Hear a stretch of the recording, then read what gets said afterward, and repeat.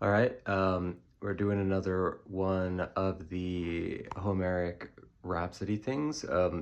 We're making this story, which is Achilles raiding the city of Thebe, Eëtion's Thebe, in what I've decided is the end of the first year of the Trojan War. We're currently doing kind of a catalog of ships, or I'm calling it the catalog of Thebes, or of Thebe, where we're going through the contingents that make up the army of Thebe that's going to go try and reinforce Troy, which Achilles is attempting to sort of like head off and stop from reinforcing Troy. And we would assume that after that he probably also raised the city. But so we've gone through a few of the contingents which make up, I've been repeating all the names at the beginning of each one of these so that I can just remember all the characters I'm coming up with. But there's Eëtion, who's an established character from the Iliad, king of Thebes. There's Tecmessa, his queen, the warrior queen, Amazon queen of Thebes, who married Eëtion. There is Alcon, the son of King Eëtion and one of his liege lord's wives, so not a son of Tecmessa. There is Keramakos, who is a much more warlike son of Eëtion, who leads kind of a crack team of soldiers that goes out and raids other cities, skilled with, I want to say, with the sword, like a two-edged sword. Alcon being I don't exactly remember what he is like special. Oh yeah, he's he grew up in outside the city because he was somebody else's. He didn't realize he was a royalty. Grew up outside the city and was a farmer, and so he still is a farmer when he, even though he's a prince, and he leads a company of like farmer soldiers who all use like scythes and axes and stuff. Then there is Mainin, who is like the well-loved prince that everybody appreciates and who gives back to his people all the time. And he leads a company of archers. And he's also favored heavily by Artemis. And a few of the Thebans, I think, are favored by Artemis. Alcon, we know, is because Artemis directly asked him to warn the city of the incoming attack. After that, we don't have anybody established. And so let's see what we can come up with. I had one idea for a kind of like Godfather Part 3 type of thing. I don't know if this will be an interesting story thread, but we'll see how it goes for this next one.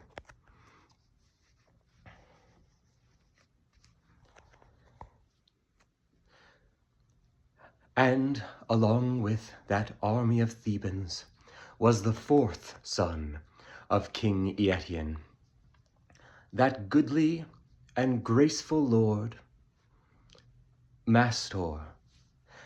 And MASTOR it was who was pierced by the arrow of Eros, and who had fallen in love with his sister Hypatia, she being the daughter previously of Queen Tecmessa, who had met a man that came to the Isle of the Amazons, and as is their custom, lain with him and begat a daughter.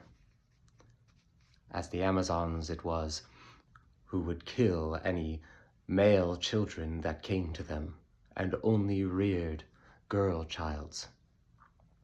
And this Hypatia was beautiful, with hair like flaxen grain, growing on Demeter's field and flowing in the wind, as that gentle wind of Boreas blows it in the noontide sun. And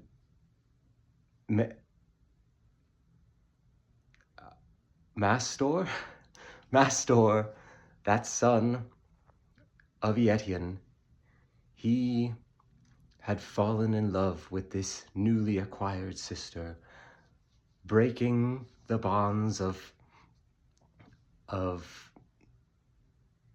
sibling, and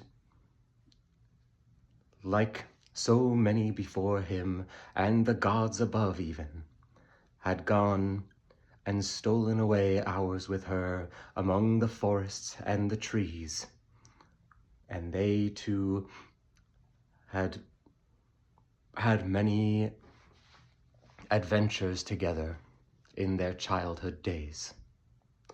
This Mastor, he was as well a doughty fighter, though not to be compared with many of his brothers.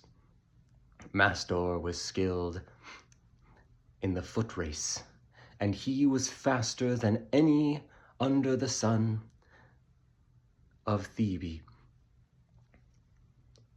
He could beat all and around on the track as they practiced in the gymnasia, and his feet would take him and his soldiers in and out of combat before the enemy even knew what was approaching.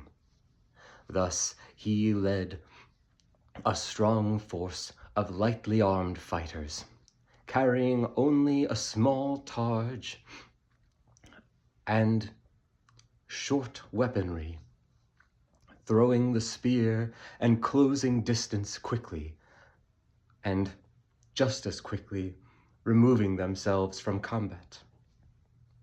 Such was Mastor, endowed with a force of 150 of the fastest fleet-foot Thebans who came from under the walls of that holy city.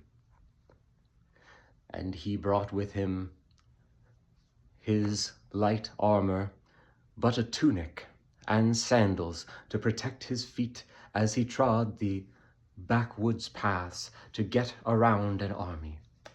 All his men were equipped with these sandals to prevent the fallen brush and twigs from sticking in their feet. And they had bronze helmets on their heads, but no other bronze covered their bodies, as they aimed to be as quick as possible. Carried under their arms were these helmets until it was time for combat, and such could they close ranks and close distance quickly and dissolve into the trees before others were the wiser. Such was Mastor, son of Eëtion, and his force of 150 runners.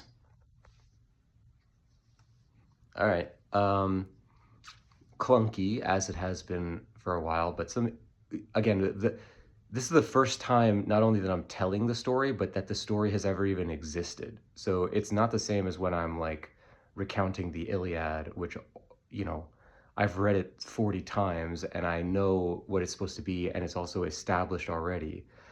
This is the thing where I'm coming up with it off the top of my head. So we can't expect the like telling of the story to be very fluid, but I'm surprised by how many nice little plot details we're getting in there, you know, in this first draft, I guess you would call it. So I don't know if you noticed, but I forgot the name of the son of Eëtion who commands the army. I forgot his name when I came back to him. I'm pretty sure it was Mastor, and his beloved is Hypatia, which I just pulled out of the Logos book that we're using to study ancient Greek, because I couldn't think of a ancient Greek female name fast enough. But that works. The Godfather Part 3 thing obviously being that he's in love with his close relation, which is not unheard of in ancient Greek stuff. I mean, Zeus is, his queen is Hera, who Homer often points out almost ironically, or, you know, like intentionally that Hera is his queen and also his sister. Um, and it, especially the fact that they're only brother and sister by marriage. I thought that that would be an interesting dynamic that we could probably play with somehow. Maybe MASTOR will, I don't know, Achilles will push them back to the city and MASTOR will be killed in front of the walls or something. I don't really come up with the storylines for these before the episodes, so I'm not really like planning that far ahead, but we'll see what the muse draws out of us here.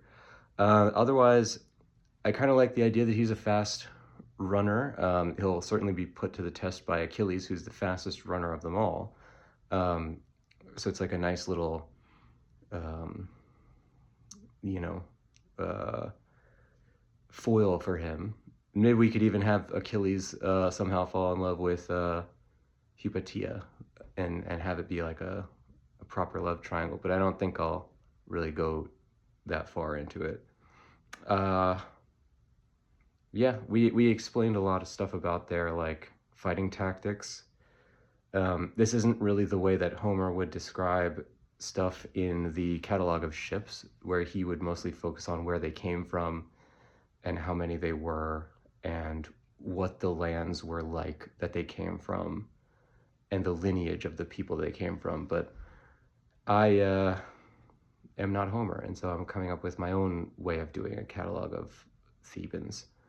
And I think it works all right. It's not very poetic, but it's incorporating a lot of the research that I've done into the fighting tactics of ancient Greeks in the Bronze, Iron, or Classical Age. These guys being more Classical Age type, you know, lightly armed guys who would be outrunners around the hoplites, or around armies that faced hoplites. But I think it all works, and there's nothing to say that that couldn't have existed at the time, so we'll say that it did. Yeah, other than that, I think that was fine. We're kind of landing on this, like, in this groove where I guess every son of Eëtion is some kind of, like, almost, you know, archetype. I'm trying not to make them too obviously, like, an archetype, but they each have, like, a unique trait and some kind of, like, different fighting tactic from the others, which I think is kind of interesting. There's certainly a lot of ancient stories where that is the case, where, you know, like, each one has his area of excellence. Although in the Iliad, there's not necessarily that many cut and dry characters who's just like, I'm the one who's good at this, I'm the one who's good at this, or whatever. But we'll see, you know, this is just the way they're established. That doesn't need to be the way that they play out, you know, that Ajax is described one way, but he, as like a, you know, a big towering guy, but he also sometimes it displays pretty good, like, tactical intelligence. And also he's like really merciful sometimes, or like honorable, whereas you would expect the like big hulking, you know, brute to just like plow through everybody. He does that, but he also like exchanges gifts with his enemy in single combat when the, you know, when the combat is over or whatever. So there's more complexity to these characters in the Homer's Iliad, and we can add that complexity as we go. But these are just the starting points for everybody. And I think the most important part of giving each of them an, you know, unique trait is that it makes it easier for me to remember who they are and what their names are and what the more specific stuff we assign to them, the easier it becomes to remember them. So we'll keep doing that. All right, that was a lot of explanation about a pretty short, you know, section of story. So let's end this and we'll keep going.